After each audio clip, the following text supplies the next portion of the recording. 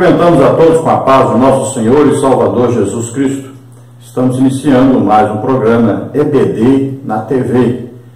Este programa é transmitido pela TV Cidade Esperança, Imperatriz Maranhão, que pertence à Igreja Evangélica Assembleia de Deus, cujo pastor-presidente é o pastor Raul Cavalcante Batista.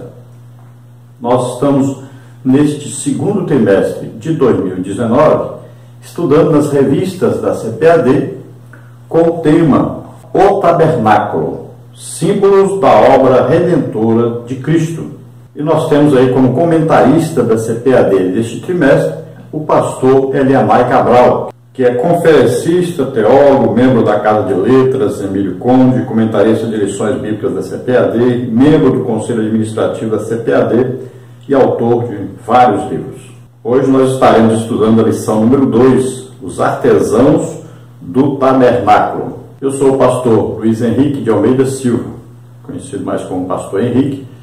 Se você desejar nos convidar para estarmos aí, nós podemos estar com todo prazer, eu não cobro nada, então você nos convide, estaremos aí com você na igreja onde você congrega, na igreja onde você dirige, e podemos aí fazer vários tipos de palestras, tanto dentro da área da Escola Bíblica Dominical, como também escola de obreiros, de missões, evangelismo, visita nos lares, missão nos lares. Podemos estar aí palestrando sobre dons do Espírito Santo, sobre jovens, idosos, ciclo de oração, família. Então, você nos convide e nós estaremos aí com todo prazer. Também estaremos orando para que as pessoas sejam curadas. Graças a Deus, o Espírito Santo me concedeu dons de curar, e em todo lugar nós vamos, Jesus tem curado muitas pessoas. Também oramos por batismo do Espírito Santo, por libertação, e fazemos questão, é claro, também de aproveitarmos e ganharmos almas. Então, você nos convide, estaremos aí. Vamos então à nossa lição de hoje, que é a lição número 2 do segundo trimestre de 2019, que tem como título Os Artesãos do Tabernáculo. Então, nós estamos estudando sobre o tabernáculo e hoje nós vamos ver os artesãos, ou seja, aqueles que construíram as peças do tabernáculo. E para destaque, não foram só eles, foram várias pessoas, mas o destaque especial aqui, nós vamos ver que é para Bezalel e Aholiabe. E mais especialmente o Bezalel, que foi aí ungido pelo Espírito Santo para fazer esta grande tarefa aí que era construir, então, inventar até, porque não havia isso ainda antes, mas Moisés recebeu de Deus, aí vamos dizer assim, a planta, o projeto, e era para a execução desse projeto ser feito então por Bezalel. Deus deu como auxiliar direto para ele Aholiabe, e outros auxiliares também foram aproveitados. Moisés tinha, então agora, além de Miriam, de Arão, dos 70 anciãos, o seu sogro também Jetro, que ajudou, dando conselho, agora ele tinha também como ajuda essas pessoas que eram artesãos, que iriam executar aquele projeto. Então Moisés estava na liderança geral, todos que tinham problemas vinham a ele, agora tinham 70 anciãos para ajudar, então os problemas difíceis de resolver, ele resolvia, e também ele agora poderia supervisionar todo o trabalho na construção do tabernáculo. E agora as suas peças todas seriam agora fabricadas. E ele estaria na supervisão, porque quem recebeu a visão de Deus para fazer o tabernáculo foi Moisés. Então ele poderia dizer, está certo, está errado, conserta aqui, melhora um pouquinho aqui. Então ele também estaria na participação direta ali. Lembrando que Moisés era um homem inteligentíssimo e que foi criado no Egito para ser um faraó. Ele conhecia, a Bíblia declara aí, em Atos, dizendo que ele conhecia toda a ciência do Egito. E o Egito era um país onde se trabalhava com ouro, com tecidos finos, muita coisa. E alguém pode dizer, mas ninguém sabia trabalhar com isso. Mas nós vamos ver, por exemplo, na época de Salomão, que Irão, né, também entendia muito bem de trabalhar com peças de ouro, de prata, essas coisas, tecidos, né? E ele foi enviado pelo rei de Tiro para ajudar na construção do templo e as peças do templo lá de Salomão. E foram aproveitados em Israel várias pessoas para fazer isso também. Então, sempre existiram as pessoas que eram inteligentes e sabiam trabalhar com peças de ouro, de prata, sabiam trabalhar com tecidos finos. Sempre existiram essas pessoas. Deus deu sabedoria às pessoas, deu entendimento, como Jó fala sobre isso, né? Quem deu essa sabedoria? Quem deu entendimento? É Deus. Então, muitas pessoas nascem já com aquela aptidão para certas coisas. Por exemplo, tem gente que nós vamos ver, criancinha pequenininha, que já pega aí um violão, já começa a dedilhar, e a gente vê que ele tem realmente a habilidade. Basta os pais colocarem uma aula de música e essa criança vai se desenvolver, porque ela tem aquela aptidão para música. Outros têm para outras coisas, né? Já tem criança que pega aí um cabo vassoura e prega, né? Outros cantam, desde pequenininho. Então, nasce com aptidão para fazer alguma coisa, tem facilidade para fazer aquilo. Então, essas pessoas tinham facilidade e aptidão para trabalhar com tecidos finos, com prata, com ouro, com todo tipo de coisa. Eram artesãos. Vamos ver a leitura bíblica em classe, que está em Êxodo 31, de 1 a 11. Depois falou o Senhor a Moisés, dizendo: Eis que eu tenho chamado por nome a Bezalel, filho de Uri, filho de Ur, da tribo de Judá.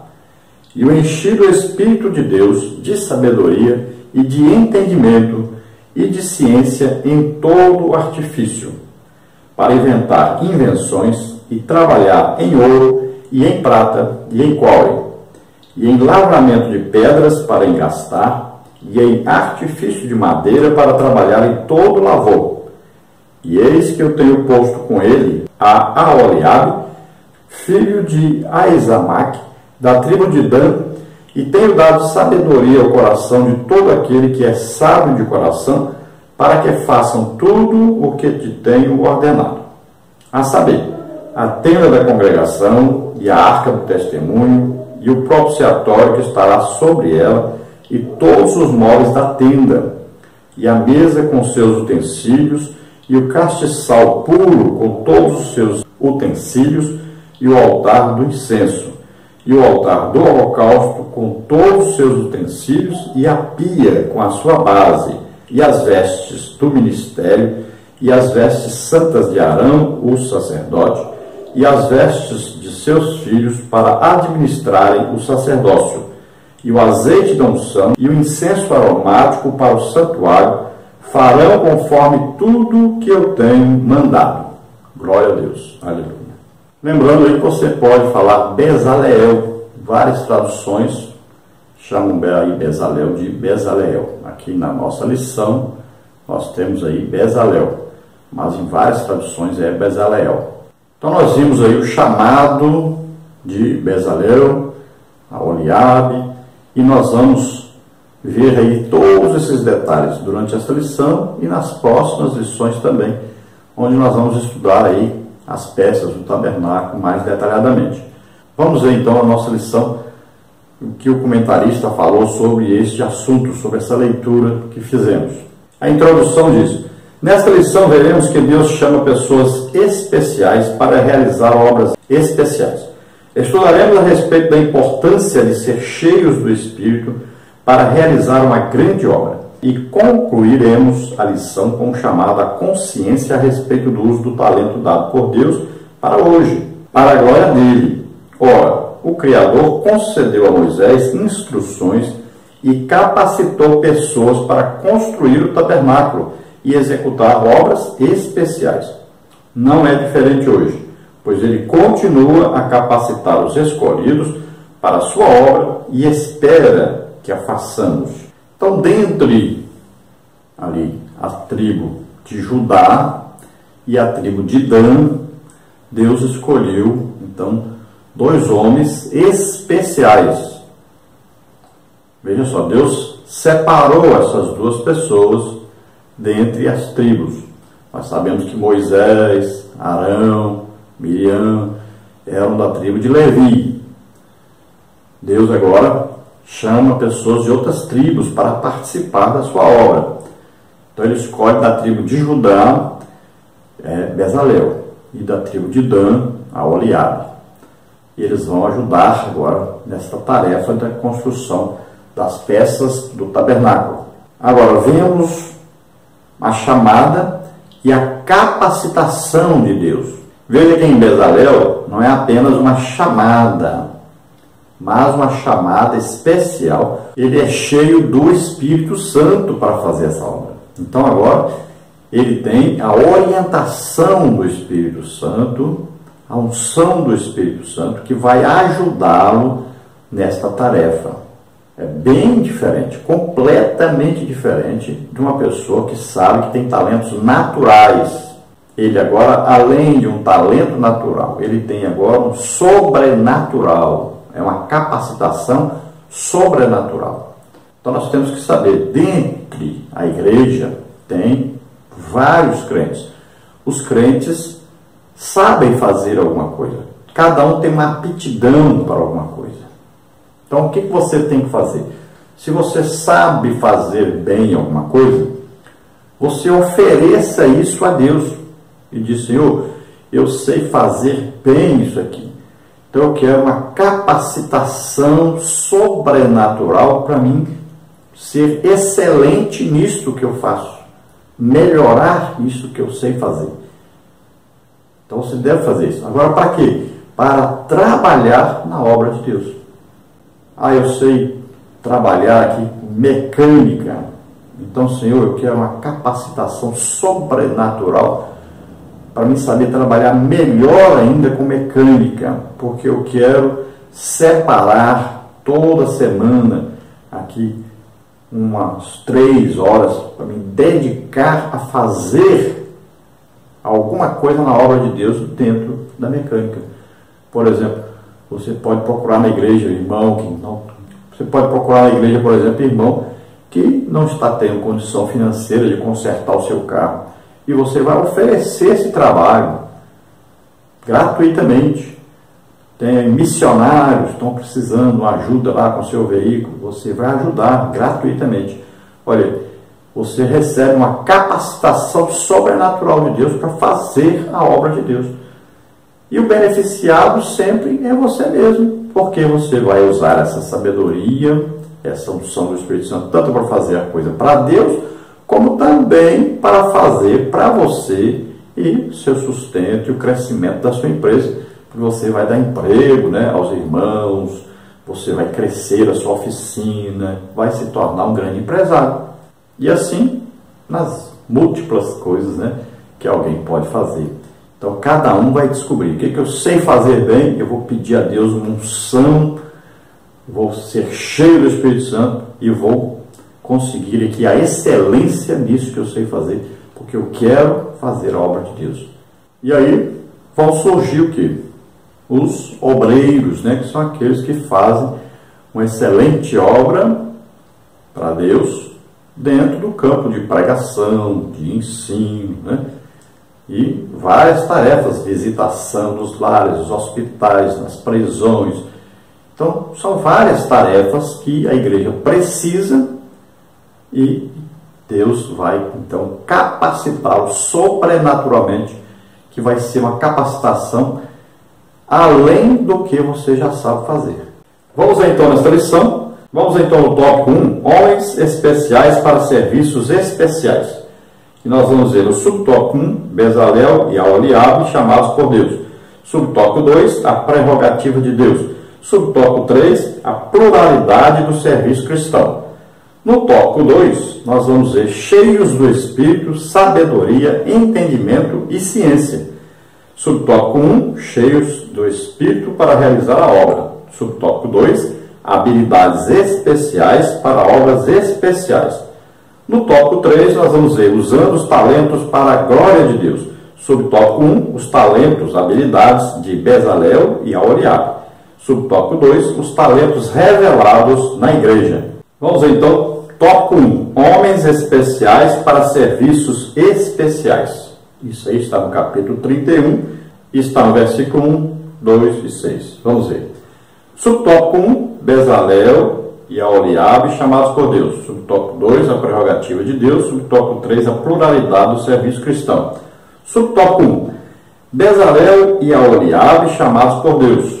Está em Êxodo 31, 2 e 6. Na lição passada, vimos que o tabernáculo devia ser construído, bem como suas peças habilidosamente talhadas.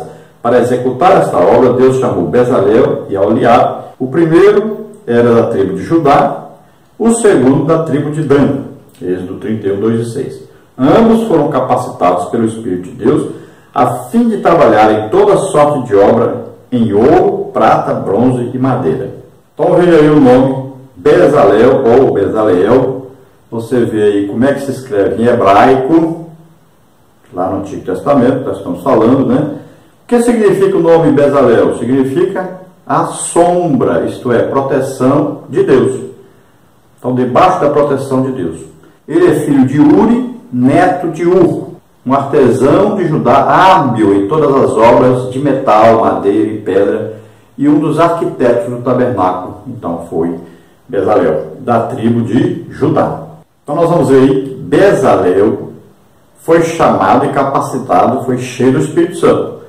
Aholiabe não foi cheio do Espírito Santo. Vamos ver então a situação aí, Bezalel. De que foi cheio então Bezalel? Olha, enchido do Espírito de Deus, de sabedoria, de entendimento, de ciência em todo artifício.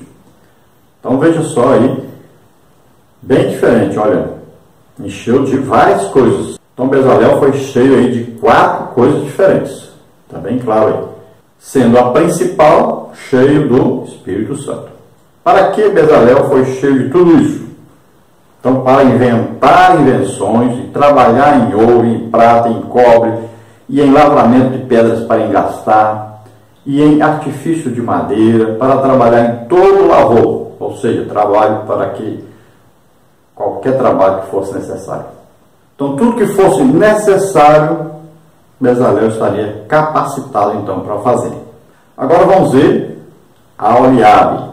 Olha, existiam outros auxiliares, viu? A Bíblia cita outros aí, não foram só os dois, mas os principais são esses dois. Então Bezalel o principal, seu auxiliar Aholiabe.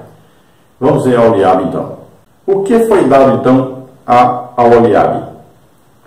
Tenho dado sabedoria ao coração de todo aquele que é sábio de coração, para que façam tudo o que tenho ordenado. Não diz que Aholiabe foi cheio do Espírito de Deus, de entendimento e da ciência em todo artifício. Então entendemos que Deus aumentou a sabedoria de Aholiabe, pois já sabia trabalhar com as coisas em que teria que trabalhar, agora trabalharia na construção do tabernáculo. Já Aholiabe e outros que foram ajudar foram também capacitados por Deus, mas não foram cheios do Espírito Santo como Bezalel. Então aí tem uma grande diferença. Então você vê aí Aholiabe, vê aí como é que escreve no hebraico, e o nome dele significa tenda do pai.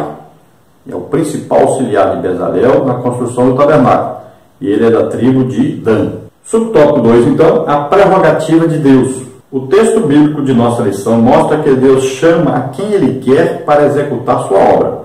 Ele conhece a natureza de cada filho e, de acordo com ela, distribui talentos conforme a capacidade de cada um. Não por acaso, para construir o tabernáculo, o Criador chamou pessoas inclinadas às artes e às ciências, capacitando-as para potencializar essas habilidades. Essa forma de Deus chamar está registrada ao longo das Escrituras. Pedro foi convocado para exercer seu ministério entre os judeus, Gálatas 2:8, e Paulo com gentios, Romanos 11:13. Trata-se de pessoas estratégicas para fazer obras estratégicas. É assim que Deus age. Ao longo da história da igreja, o Pai Celestial capacitou pessoas e deu-lhes sabedoria para edificar o corpo de Cristo. Ele pode falar ao seu coração agora acerca de um chamado. Seja sensível à voz dele. Deus é quem chama. Então, olha aí, Deus é que escolhe. É uma escolha o quê? Soberana. Ninguém pode influenciar a Deus, obrigar a Deus, mandar em Deus. Não. Deus é quem escolhe. Então ele tem a sua escolha e ele olha o quê? O coração do ser humano. Ele olha lá dentro do ser humano para que ele possa escolher e ele sabe que ele vai executar essa tarefa. Então ele não escolhe qualquer pessoa. Então veja bem, Deus sonda os corações. E o principal para que Deus o chame, o que é? É o desejo de ser usado por Deus. É a submissão a Deus. Deus não vai chamar ninguém que não quer de jeito nenhum ser usado. Apesar da pessoa, quando Deus chama, a pessoa já logo sente o peso, já diz, chama outro. Senhor, não dá para chamar fulano, eu não tenho capacidade para isso. Então a pessoa se sente incapaz. E isso é bom. Deus agrada-se disso. Quando você sabe que não pode, que não sabe, que não tem tempo. Deus se agrada. Por quê? Deus vai providenciar tudo que é necessário para você fazer o que Ele quer que você faça. Você só precisa de uma coisa. Ele dizer, eis-me aqui. Envia-me a mim. Pronto. O resto é com Deus. Então nós vamos ver vários homens chamados por Deus na Bíblia. Eles estavam ocupados, eles não sabiam fazer o que Deus queria que eles fizessem. Mas mesmo assim, Deus os chamou e Deus os capacitou para fazerem a obra que Ele queria. Na verdade, Deus olhou o coração deles e viu que eles tinham desejo de servir a Deus. Eram pessoas de fé em Deus. Não eram capacitados sobrenaturalmente, não. Mas vamos ver o caso de Moisés. Moisés tinha uma capacitação humana? Tinha. Mas teve que retirar o quê? A parte ruim do Egito, que ele aprendeu no Egito. A parte ruim, durante 40 anos no deserto, foi embora. Passou 40 anos cuidando de ovelhas. Para se tornar o homem mais manso do mundo. Por quê? Para cuidar de 3 milhões de pessoas. Precisava ser bem manso mesmo. Então, olha só. Aquilo que Moisés aprendeu em coordenar trabalho, um exército, construções, agora seria usado. Então Moisés supervisionaria tudo. Agora o quê? Capacitado pelo Espírito Santo. Então era o quê? Era a potencialização, ou seja, aumentada essa capacidade milhares de vezes. Então já tinha capacidade, essa capacidade foi melhorada, muito melhorada, até chegar a quase perfeição. Nós vamos ver aí a diferença, por exemplo, na obra de Deus na igreja, no início da igreja. Olha, Pedro foi chamado para a evangelização dos judeus, mas foi ele que abriu a porta da evangelização aos gentios. Por que Pedro foi chamado para pregar aos judeus? Porque os judeus entendiam das Escrituras. Aí você vai dizer, mas o Paulo entendia e era formado academicamente. Paulo muito mais sábio. Só que não daria certo. Por quê? Porque Pedro, como ignorante, como não tendo sido criado aos pés de Gamaliel, como Paulo, não tendo a sabedoria como Paulo tinha nas Escrituras, ele poderia pregar livremente o Evangelho. E as pessoas, os judeus, quando ouvissem, iam saber o quê? Como os sacerdotes falaram, ele realmente esteve com Jesus. Essa sabedoria na pregação, no entendimento das Escrituras, veio de Jesus, do conhecimento que ele teve com Jesus. Olha só. Então, eles mesmos testificavam de que Pedro aprendeu com Jesus. Que aquilo que ele pregava, ensinava, toda aquela sabedoria vinha de Deus. Olha só como é que Deus faz. Então, Deus usou bem simplesinho, humilde, que não sabia, para confundir os sábios e entendidos.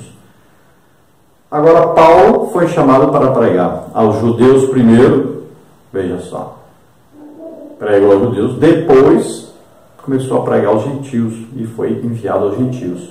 Por que Paulo, que estudou tanto, sabia tantas escrituras, foi enviado aos gentios que não sabiam nada da palavra de Deus? Não entendiam nada. Porque quando Paulo pregava a eles, Deus usava Paulo em tremendos sinais, prodígios, maravilhas. E aí as pessoas viam que não era a sabedoria de Paulo que estava fazendo alguma coisa, mas era Deus que estava fazendo. E Paulo sempre dizia: eu não vou a vocês com sublimidade de palavra, mas com demonstração de poder, para que a fé de vocês não se apoie em palavras bonitas, né, de persuasão humana, mas seja a fé em Jesus realmente. Então olha só, a sabedoria de Paulo seria usada para confundir aqueles que não sabiam nada da palavra de Deus. Então ele daria conhecimento a eles sobre Deus e Deus confirmaria com sinais, prodígios e maravilhas. Então quem precisava ver os sinais, prodígios e maravilhas viam e se convertiam. Então, na sabedoria de Deus, Deus os convencia do seu pecado, da justiça e do juízo, e eles se convertiam. Veja só que Deus usa tudo, né, parece para nós assim, ao contrário. Então Pedro não podia pregar aos judeus porque ele não sabia. E Deus usou, foi Pedro, para pregar aos judeus. E Paulo, que sabia muito, não podia pregar aos gentios, porque eles não sabiam nada das Escrituras. Olha só, para nós está aí tudo ao contrário. E Deus faz assim. Confunde, né, a sabedoria dos sábios. Então o chamado de Deus vem com a capacitação, vem com a sabedoria, o entendimento, tudo que for necessário para que a palavra de Deus seja pregada, a obra de Deus seja feita e haja muitas conversões. Nós estamos vivendo uma época aí da igreja muito difícil, porque as pessoas estão confundindo o Evangelho. Veja bem que o Evangelho, ele era levado com sinais, prodígios e maravilhas. A isca do Evangelho. O que chamava as pessoas para o Evangelho eram sinais, prodígios e maravilhas, milagres. Aí as pessoas vinham, se pregava o Evangelho para elas aceitavam Jesus como Senhor e Salvador. Estavam pregando um Jesus vivo, que eles viram fazendo milagres. Aí hoje estão querendo usar como atrativo para o Evangelho cantores, cantoras, muitas vezes até em adultério, vida atrapalhada. Querem usar aí artistas, pregadores que são verdadeiros artistas, né? Aí, gente com roupas enfeitadas, né? Gente que anda de carrão, fazendas, avião. Estão atraindo as pessoas com dinheiro, com luxo, com tanta coisa, menos com o que o Evangelho ensina. Então, o verdadeiro Evangelho tem como atrativo milagres, sinais, prodígios e maravilhas. As pessoas vêm, aí são curadas, são libertas. As pessoas então ouvem a palavra de Deus, vê o poder de Deus em ação e se convertem. E as pessoas ficam convertidas.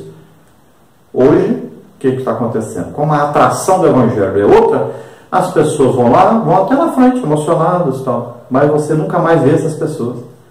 Se ganha aí milhões de almas, ganhamos tantas mil almas, então. Cadê as almas? Você procura, não acha. É só ganhando. Aí você fala, mas aí a congregação não vai dar conta de tanta gente, porque toda semana é 20, é 50, é 100, é 200, é 500, é 1000, é 2000, é 10 mil.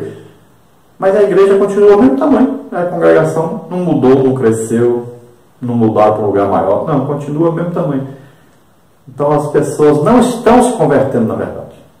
Por quê? Porque não vê Deus. Estão vendo artistas. Subtópico 3, a pluralidade do serviço cristão. Muitas são as necessidades da igreja local, tanto de ordem espiritual quanto material. Elas manifestam-se na manutenção da comunhão cristã entre os irmãos, bem como na organização dos elementos funcionais do culto cristão. Para isso, na obra do Senhor, há lugar para a diversidade de dons e talentos que envolvam liderança espiritual, musical, ação social e muitas outras esferas que exponham a necessidade da obra, que você aplique o seu talento na obra de Deus. Então, as necessidades da igreja são muitas, são variadas. Então precisa-se de gente para trabalhar urgentemente em vários setores da igreja. O problema é que as pessoas só querem hoje música. E aí os cultos estão sendo 70% de música. Não tem mais espaço para pregação, nem para ensino, nem para as manifestações do Espírito Santo. Ninguém mais é curado, ninguém é batizado do Espírito Santo, ninguém é liberto. Não tem espaço. Mas a palavra de Deus diz que no culto deve haver as manifestações do Espírito Santo. Está lá, quando vos reunis, olha, você tem salmo, então salmo aí pode ser, forma de música. Mas tem o quê? Doutrina, ensino da palavra de Deus, pregação da palavra de Deus. Olha aí. Tem o quê? Línguas, interpretação de línguas, aí, profecias, manifestação dos dons espirituais. Tem que ter espaço para Deus no culto. Tem que ter espaço para Jesus falar alguma coisa, fazer alguma coisa. Ele quer curar, quer batizar no Espírito Santo, quer libertar. Mas não tem mais espaço nos cultos. Os cultos se tornaram apenas música. As pessoas aceitam Jesus hoje. Na semana que vem já está um coral, um vocal. Aí se pergunta, e a evangelização? Ninguém vai para a evangelização. Ninguém mais ora. Ninguém mais estuda a Bíblia. Escola bíblica dominical, cada dia está diminuindo o número das pessoas. Cada dia. Impressionante. Ciclo de oração, cada dia cai mais. Igrejas grandes, cidades grandes, ciclo de oração um dia por semana. Oração está sumindo da igreja. Aí você vai na escola bíblica dominical, igrejas com 500 pessoas, 1000 pessoas, você acha lá 100 pessoas na escola. Então a coisa está ficando difícil. E nós temos que melhorar, temos que mudar isso. E sabe quem é que tem que mudar para dar exemplo? Os líderes. Precisam mudar. Nós temos aí 9 dons do Espírito Santo disponíveis. Mas as pessoas estão só preocupadas em ganhar dinheiro. Ninguém mais quer saber. Batismo do Espírito Santo. A metade do povo sem ser batizado já na igreja. Isso é um absurdo. Então temos que valorizar mais as coisas espirituais. Façam uma arca de madeira de acácia de 1,10 metros de comprimento por 66 centímetros de largura e 66 de altura. Revistam-na de ouro puro por dentro e por fora, e em toda a volta coloquem um remate de ouro. Façam também 4 argolas de ouro e ponham nos 4 pés, ficando 2 argolas de cada lado. Façam 2 varais de madeira de acácia e revistam de ouro. Enfiem os varais nas argolas nos lados da arca para que ela possa ser carregada. Os varais ficarão nas argolas da arca e não serão tirados dela. Eu lhe darei as 2 placas de pedra onde estão escritos os mandamentos, e você porá essas placas na arca. Faça também um propiciatório de ouro puro de 1,10 metros de comprimento por 66 centímetros de largura. Faça 2 querubins de ouro batido, um para cada ponta do propiciatório. Isso deve ser feito de modo que os querubins formem uma só peça com o propiciatório. Os querubins ficarão de frente um para o outro, olhando para o propiciatório. Suas asas ficarão abertas, cobrindo o propiciatório. Coloque dentro da arca as 2 placas de pedra onde estão escritos os mandamentos que eu vou lhe dar. Ali eu me encontrarei e falarei com você.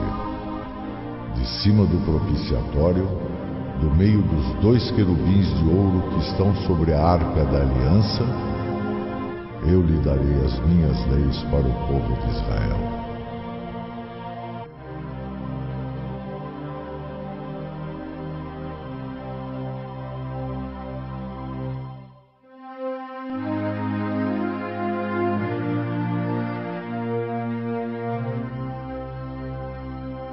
Faça também uma mesa de madeira de acácia com 88 centímetros de comprimento por 44 de largura e 66 de altura. Revista de ouro puro a mesa e coloque um remate de ouro em volta dela. Em volta da mesa, faça um friso de 4 dedos de largura e um remate de ouro em volta do friso.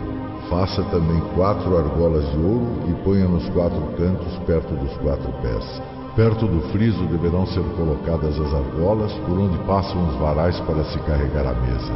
Os varais devem ser feitos de madeira de acácia e revestidos de ouro. Faça de ouro puro os pratos, os copos, as taças e as jarras que serão usadas para as ofertas de vinho. Porá sobre a mesa os pães da proposição diante de mim perpetuamente.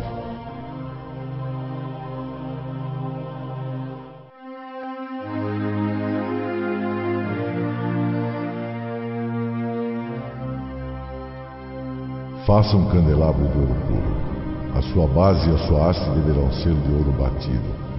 As flores que enfeitarão o candelabro, com seus botões e as suas pétalas, formarão uma só peça com ele.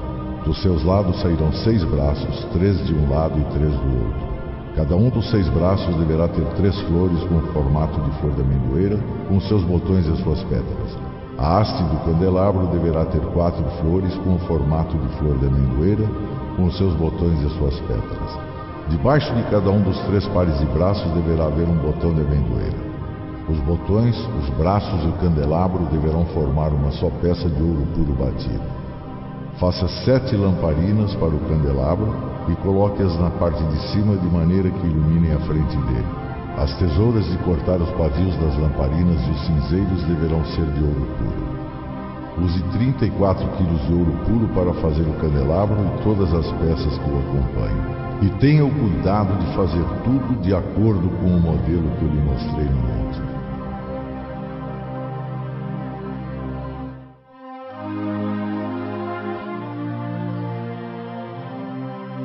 Faça também armações de madeira de acácia para a tenda, com 4,45 metros de comprimento por 67 centímetros de largura. Cada armação terá 2 encaixes para juntar uma à outra. Você fará isso com todas as armações da tenda.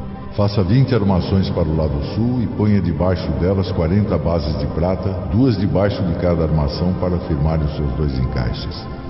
Faça também 20 armações para o lado norte e 40 bases de prata, 2 para cada armação. Para o lado oeste, faça 6 armações e mais 2 para os cantos da tenda. As armações dos cantos deverão ser juntadas na base, formando uma só peça até a primeira argola que fica na parte de cima. As 2 armações que formam os 2 cantos deverão ser colocadas desse jeito. Portanto, haverá 8 armações com as suas 16 bases de prata, 2 debaixo de cada armação. Faça 15 travessas de madeira de acácia, 5 para as armações do lado norte da tenda, 5 para as armações do lado sul e 5 para as armações do lado oeste, na parte de trás da tenda. A travessa do centro passará a meia altura entre as armações, de um lado da tenda até o outro. Revista de ouro essas armações e ponha nelas argolas de ouro, por onde passarão os cabos que também deverão ser revestidos de ouro. Arme a tenda de acordo com o modelo que eu lhe mostrei no monte.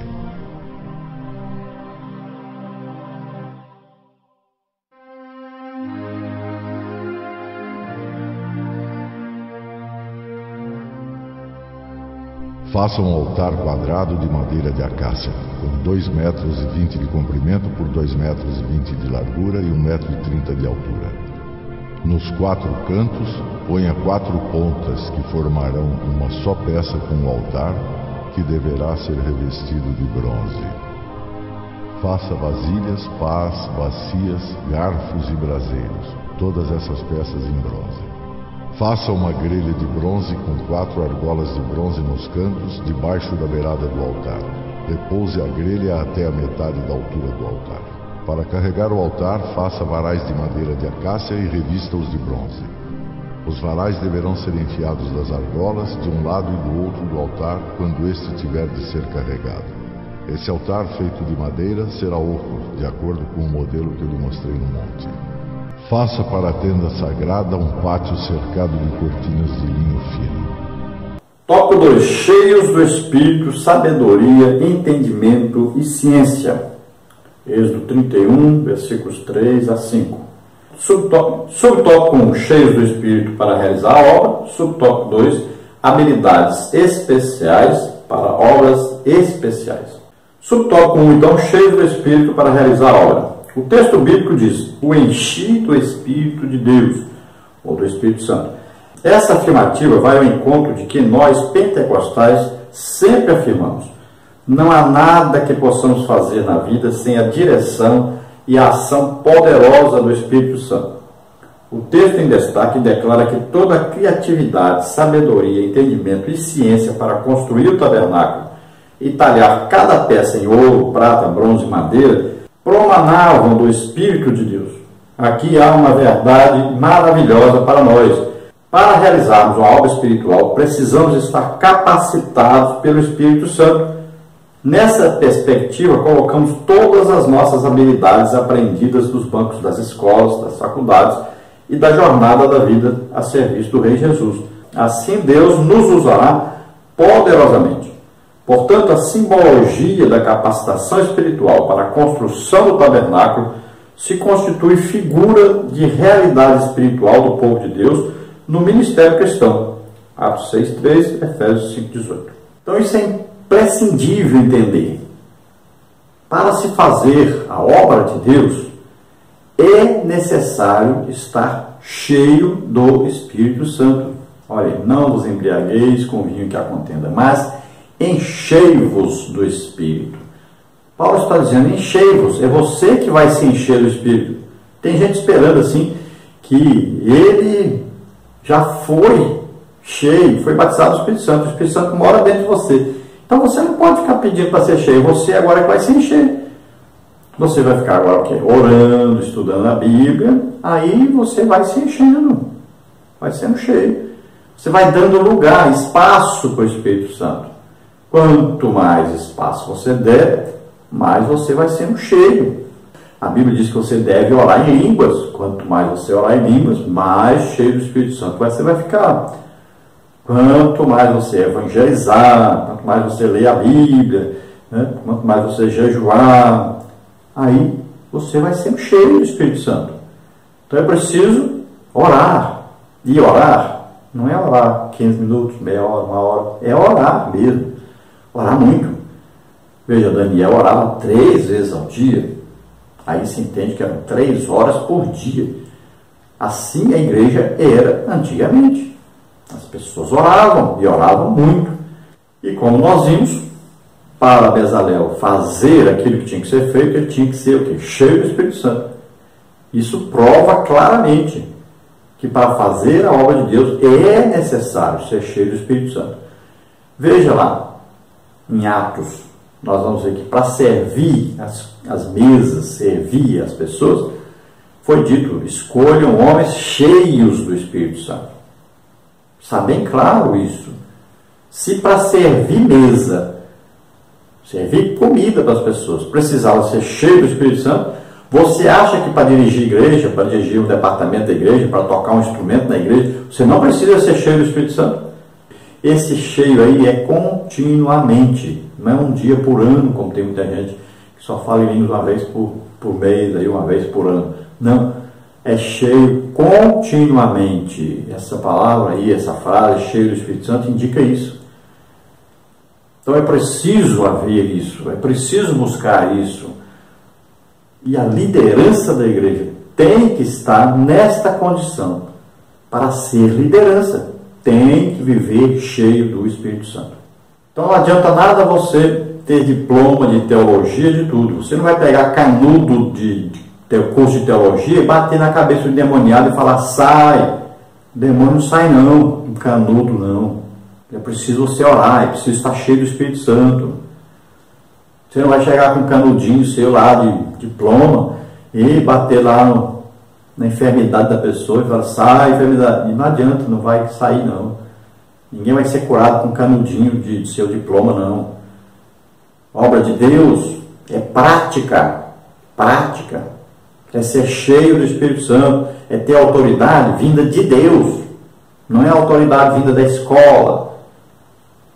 Então entenda isso, é importante estudar. Eu sou formado em teologia, sou bacharel em teologia, mas para fazer a obra de Deus não é só saber letra. Cuidado, tem muita gente pensando assim. Estão aí hoje preparando pessoas para assumir igreja, dirigir igreja, que só tem conhecimento teórico. Não são pessoas cheias do Espírito Santo. Pelo contrário, só tem teoria, só letra. E a igreja, ela não foi fundada assim. A igreja foi fundada no dia de Pentecostes. As pessoas foram cheias do Espírito Santo. Aí começou a igreja. Então tome muito cuidado. Você, líder, que está colocando aí pessoas para dar aula na escola bíblica dominical que não são batizadas no Espírito Santo. Você que está colocando pessoas para dirigir igreja não são batizadas no Espírito Santo. Você que está colocando pessoas em cargos na igreja que não são batizadas no Espírito Santo. Muito cuidado, você está traindo o Espírito Santo, você está ofendendo o Espírito Santo. Você está dizendo que não é necessário ser batizado no Espírito Santo, ser cheio do Espírito Santo para fazer as coisas na igreja. Muito cuidado com isso. Subtópico 2. Habilidades especiais para obras especiais. A Bíblia mostra uma diversidade de dons relacionados ao serviço cristão. Romanos 12, 3 a 8 e 1 Coríntios 12, 4 a 6. Dons esses que foram distribuídos pelo Espírito Santo, segundo o apóstolo Paulo, na mesma perspectiva do processo da escolha de Bezalel e Aholiabe para a construção do tabernáculo. Na igreja local, muitos trabalhos requerem habilidades especiais. Por exemplo, quem escreve precisa ser habilidoso no ofício da escrita. Quem canta precisa ser habilidoso no ofício do canto. Quem toca precisa ser habilidoso no ofício instrumental. Quem prega precisa ser habilidoso no ofício da interpretação de texto e da retórica. Enfim, as necessidades de habilidades especiais para realizar obras especiais são inúmeras. Por isso que o Espírito Santo capacita pessoas para atividades bem específicas. É verdade que os dons de Deus não dependem de habilidades naturais. No entanto, o Senhor chama pessoas que tenham habilidades especiais para potencializá-las e assim executarem serviços complexos na igreja local. Então existem aí vários dons. Existem dons do Pai, existem dons de Cristo, existem dons do Espírito Santo. Tudo são o quê? Capacitações sobrenaturais. Então, a primeira coisa é o quê? Ser batizado no Espírito Santo. Depois vem o quê? Os dons, as capacitações sobrenaturais. Então, Deus, por exemplo, pode dar uma capacitação sobrenatural para alguém para o quê? Governar, né? Um trabalho na igreja, uma determinada obra que ele quer que a pessoa faça. Então aí vem os governos, né? Vem aí, por exemplo, um trabalho na secretaria de uma igreja, na secretaria de uma convenção. Então, a pessoa sabe mexer com isso, peça a Deus uma capacitação sobrenatural para fazer isso. Então é preciso, é claro, ter uma vida santa. Tem os dons de Cristo, que são o quê? Os ofícios da igreja, os ministérios. Efésios 4:11, olha aí. Apóstolo, profeta, evangelista, pastor, mestre. São os oficiais, são pessoas dadas por Jesus à igreja. Então, cada pessoa dessa deve o quê? Ser cheia do Espírito Santo e ser capacitada para exercer essa função. Tem o chamado eclesiástico, que a gente chama, né? A pessoa chama. Então, os pastores humanamente chamam pessoas. Mas nós estamos falando aqui de ministérios sobrenaturais, dados por Cristo à igreja. Não são pessoas chamadas por pessoas, são chamadas por Deus. Então, o que o ministério vai fazer? A pessoa só é confirmada naquilo que todo mundo já sabe que ele foi chamado para fazer. Então, Deus dá, Jesus escolhe esse ministério, coloca a pessoa na igreja. Todo mundo já sabe para que ele serve. Só precisa o quê? Ser usado na obra de Deus. Então, Deus mostra e o ministério confirma e vai usar essa pessoa nesta área. É assim que funciona. É um ministério dado por Cristo, não é por homens. É assim que deve funcionar. Agora, existem os dons do Espírito Santo, que são o quê? Capacitações sobrenaturais para que as pessoas façam a obra de Deus. Aí existe o quê? Vários dons. Tem lá palavra de sabedoria, palavra de conhecimento, discernimento de espírito, fé, dons, aí milagres, tem aí os dons de curar, tem profecia, tem variedade de línguas, tem interpretação de línguas. São o quê? Capacitações sobrenaturais para quem quer fazer a obra de Deus. Então, todos esses dons são dons que vêm de Deus para ajudar, para potencializar a obra de Deus, fazer com que a obra de Deus se desenvolva muito mais e muito mais rapidamente e produza muito mais eficientemente. Por isso que, quando a igreja começou, nós vamos ver as manifestações sobrenaturais do Espírito Santo, direto nós vamos ver isso acontecendo. Atraía multidões e elas se convertiam. Primeira pregação, quase 3.000 almas. Segunda pregação, Porta Formosa, quase 5.000 almas. Olha, era assim sempre. Olha lá, Filipe, Samaria. Por que eles se convertiam? Porque viam e ouviam os sinais que Filipe fazia. Olha lá, Paulo, em Listra, o homem aleijado andou. Todos podem ter dons? Claro que podem. Não só podem, devem ter esses dons em operação. Então a igreja é um corpo, e se todos esses dons operarem, esta igreja vai produzir muito, vai crescer muito. Pregações serão diferentes, trarão resultados muito mais, milhares de vezes superior ao que acontece hoje. Ore muito, mas ore muito mesmo. Aprenda a jejuar, aprenda a estudar a Bíblia, dependendo da inspiração do Espírito Santo.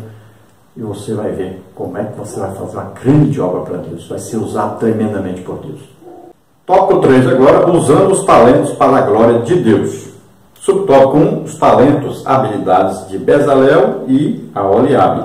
Subtópico 2, os talentos revelados na igreja. Mateus 25, 14 e 15. Vamos ver então subtópico 1, os talentos, habilidades de Bezalel e Aholiabe. Já vimos que Bezalel e Aholiabe eram artesãos altamente capacitados para trabalhar com ouro, prata e cobre, além de outros metais como madeira. Mas algo devemos destacar. Ambos se submeteram à revelação de Deus para executar com maestria as peças dos altares, colunas, cortinas e cores.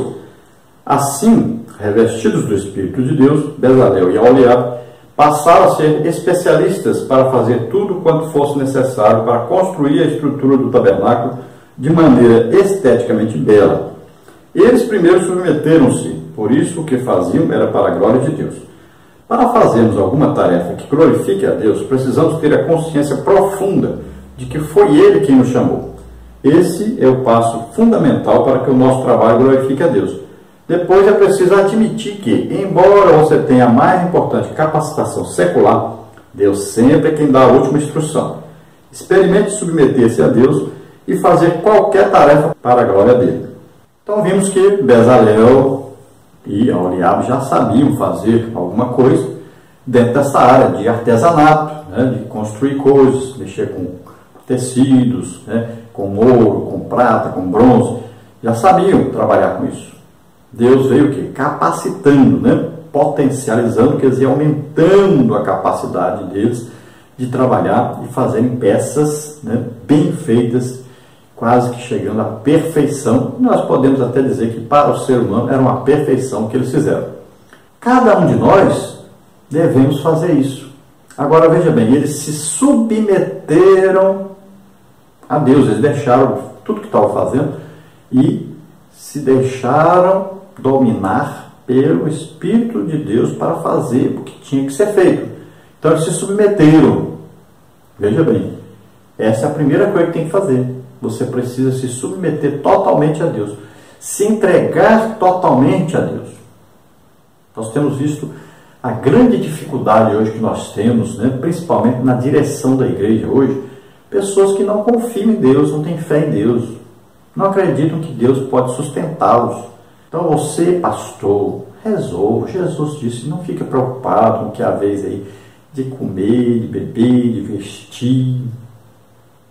Ele diz, olha os passarinhos, olha aí as flores. Quem é que dá roupa para as flores? Quem é que dá comida para o passarinho? Quem é mais importante? Passarinho, flor ou é você? Então, confia em Deus, vai. Para com esse negócio de ficar preocupado com dinheiro, com o futuro. Se entregue a Deus. Diga, Senhor, eu quero ser instrumento seu. Não tem coisa mais importante que as coisas espirituais. Pode ter certeza. As coisas espirituais são eternas. Isso tudo aí é passageiro. Então se entregue totalmente a Deus. A primeira coisa que você precisa fazer para ser usado por Deus é se entregar a Deus. Se entregar totalmente. Confiar totalmente em Deus. Então aqui o que Bezalel fez, né, o que Aholiabe fez, o que aqueles ajudantes fizeram, foi isso, se entregaram totalmente, a se colocar à disposição do Espírito Santo para fazer aquela obra. E eles estavam fazendo para quem? Eles estavam fazendo para Deus.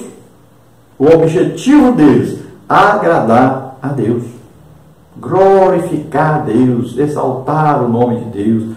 Eles queriam Deus morando no meio deles. Então sempre devemos nos lembrar, olha, eu tenho uma capacitação natural, mas o que eu faço que produz muito, essa capacitação é sobrenatural, ela vem de Deus. Então, por que eu me gloriaria por isso? Tem muita gente que não entende isso. Então, diante de Deus, você sempre diante de Deus é pequeno, é humilde, você reconhece o poder de Deus, reconhece que é Deus que está fazendo, você glorifica a Deus, exalta a Deus, agradece a Deus, sempre assim diante de Deus, é assim que a gente se porta. Agora, diante dos homens, a Bíblia diz, olha, diga ao fraco, eu sou forte. É assim que você se comporta diante dos homens. Você se comporta como servo do Deus Todo-Poderoso, que pode fazer qualquer coisa, não tem nada difícil para Deus. Então, humilhe-se diante de Deus. Humilhe-se diante de Deus e você será exaltado. Agora, a seu tempo. Então, tem época que a gente é exaltado por Deus, tem época que a gente é abençoado financeiramente, com tudo. E tem as épocas que você fica ali, só você e Deus, só Deus sabe que você passa nessa época. É a época da provação, é a época difícil. Deus está o quê? Treinando para daqui a pouco usar poderosamente. Vem aquela fase que você desenvolve, se alegra, é abençoado de todas as áreas. Bem, depois sempre vem essa época, essa fase difícil. A vida não é feita só de fases aí boas, né? Então, costume-se com isso e aprenda isso, que Deus treina-nos para coisas maiores. Subtópico 2, os talentos revelados na igreja. Mateus 25, 14 e 15. Embora Mateus 25 seja uma passagem bíblica que trata acerca da volta de Jesus, ela é uma bela ilustração para mostrar o que Deus espera que nós façamos com a nossa vocação. O que ele exige de Bezalel e Aholiabe também está completado na parábola dos talentos. Nessa parábola, a palavra grega talanton, que significa talento, ganha destaque. O termo refere-se à moeda de alto valor. Nesse contexto, o homem rico distribuiu vários talentos aos servos de acordo com a capacidade de cada um para negociar. Naturalmente, o homem rico esperava receber retorno dos servos. A mensagem aqui é clara. Quando o Senhor voltar, Ele deseja nos encontrar trabalhando de acordo com as habilidades que Ele nos capacitou para o seu reino. Desenvolver os talentos simboliza perseverar na fé e o comprometer-se em colocar a serviço do corpo de Cristo tudo o que o Senhor nos concedeu. Cada crente é dotado de algum talento com o qual poderá trabalhar para o Senhor Jesus e receber a devida recompensa pelo trabalho quando nos encontrarmos no tribunal de Cristo. 2 Coríntios 5:10. Não desperdice o talento que Deus lhe deu. Honre o Senhor com seus talentos. Então veja que Mateus 25, aí, a partir do versículo 14, nós vamos falar aí sobre o quê? A parábola dos talentos. Talento valia muito. Em 2005 nós estudamos sobre a parábola dos talentos. Você pode ver aí, vou colocar aí o endereço, o link para você ver. Tem aí escrita e tem vídeo também. Então você pode ver isso, estudar isso direitinho, estudar a parábola dos talentos. Então nós vamos ver que existem os talentos naturais e os talentos sobrenaturais. E na parábola aí dos talentos nós vamos ver que, como ela foi concedida pelo dono, né? Vamos dizer assim, um fazendeiro concedeu aos seus empregados de confiança, 3 empregados de confiança. Então nós vamos ver que significa então talento dado por Deus. Então é um talento sobrenatural aqui. Eles eram entendidos, às vezes um negociava com gado, às vezes o outro negociava com tecidos, né? Às vezes o outro era fazendeiro mesmo, cuidava só de plantar alguma coisa ali e tal. Mas o que nós vemos aqui é que aquele que sabia, por exemplo, trabalhar com gado, ele produziu 100%.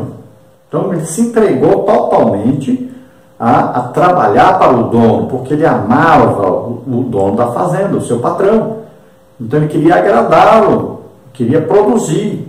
Então nós vamos ver que aquele que recebeu 5 talentos, ele produziu 100%, ele dobrou. Veja só, 5, ele vai prestar contas, ele tem agora 10 talentos. Ele trabalhou com alegria, com amor, com vontade, com desejo. E aquele talento que foi lhe dado, então, ele fez com que multiplicasse. Olha só, é um servo fiel e recebeu do patrão elogio e recebeu também talento a mais. Veja só. O segundo recebeu 2 talentos e ele entrega 4 também. Ele dobrou, produziu 100%.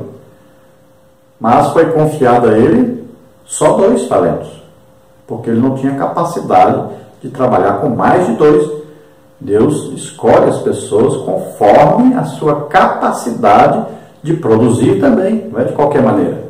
Então Deus olha e fala, isso aqui eu posso confiar tanto, posso confiar muito a ele, porque ele vai produzir muito.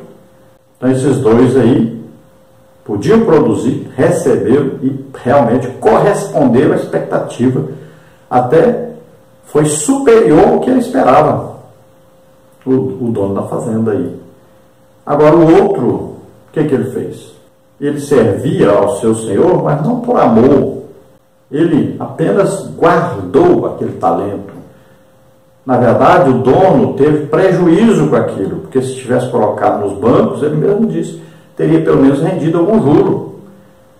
Então ele teve prejuízo. Aquele servo era um mau servo que deu prejuízo ao seu patrão. Olha só. Muita gente está se comportando assim na igreja. Cada crente, quando aceitou Jesus como Senhor e Salvador, recebeu o Espírito Santo. O mesmo Espírito Santo que estava em Jesus é o mesmo que está em cada um dos crentes.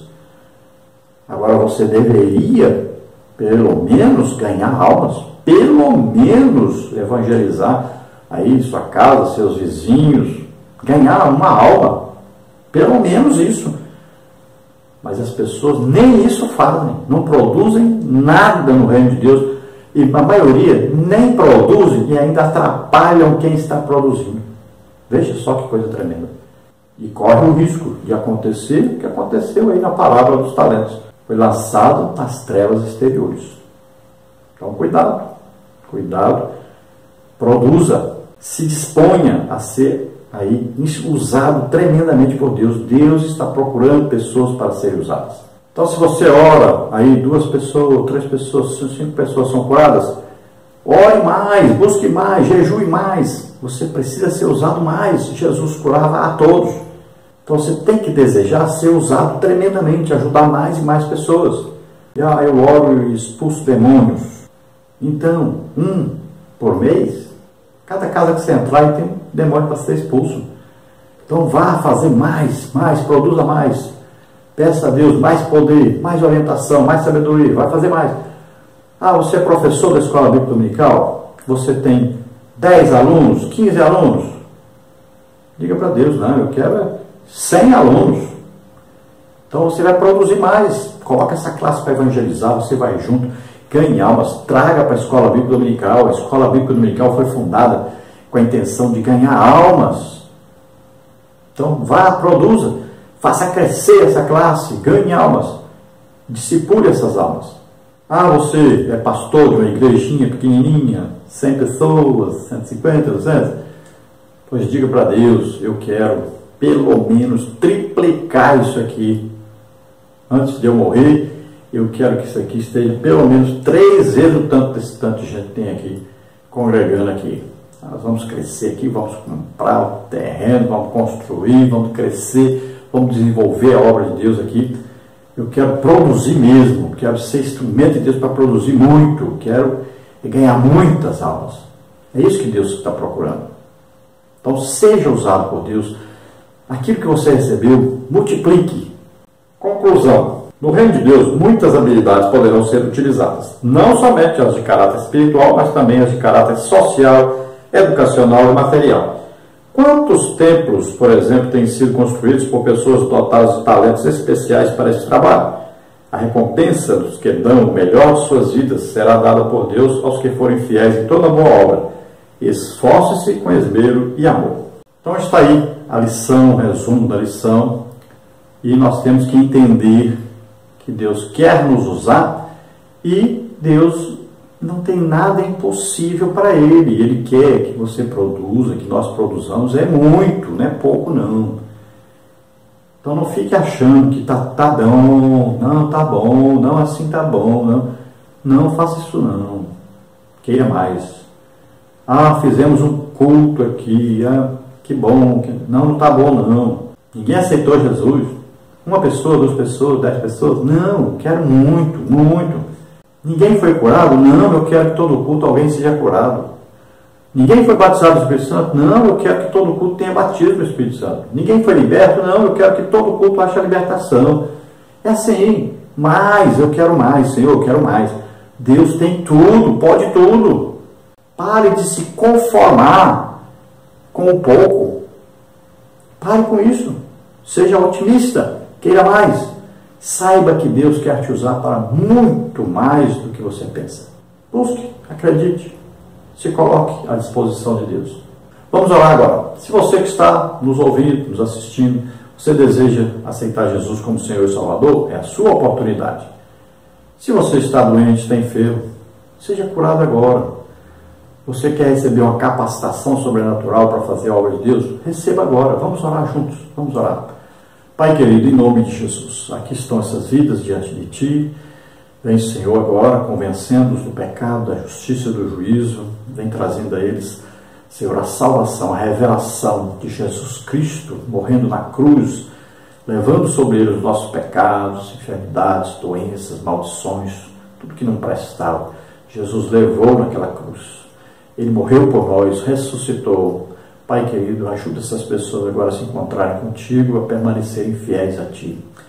Ó Senhor, em nome de Jesus, te peço, cura os doentes e enfermos agora, eu ministro a Tua cura, solta essas vidas, toda doença, toda enfermidade, receba o poder de Deus agora, em nome de Jesus. Pai querido, capacita, Senhor, aqueles que querem produzir no Teu reino, fazer grande obra para Ti. Em nome de Jesus, vem sobre eles a Tua unção agora, toca neles. Aramasturi força, graça, aramastai. Esforça-te, tem bom ânimo, em nome de Jesus, receba o poder, em nome de Jesus. Amém? Glória a Deus. Aleluia.